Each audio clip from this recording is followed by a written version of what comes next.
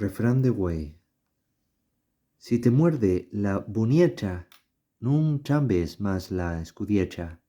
Asturiano occidental.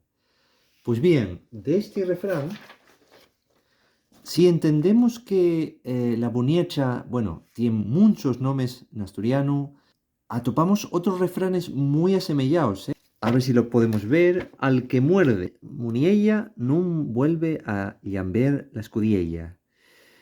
A quien muerde el llagartón, nunca más vuelve a oír el sermón. Quien muerde el lagartón nunca más vuelve a oír el sermón. Si te muerde una lliria, no te da lugar a encender una cerilla. Si te pica l'arangüetu, que te preparen l'entierro.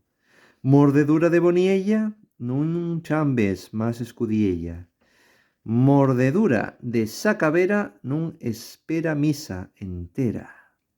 Mordedura de escripión, es como alacrán, el escorpión. Escripión, nun aguarda confesión. Si te pica una alacrán, ahí lo viste, alacrán del árabe, sí, el escorpión, busca vino y pan, que mañana te enterrarán. Y si te pica una donicela, busca camisa pra terra. Galego asturiano, donicela. Si te pica la donicela, vete pa la cama y enciende la vela, la Virgen. La donicela, buniella, en castellán, comadreja, asturiano central, la mustadiella.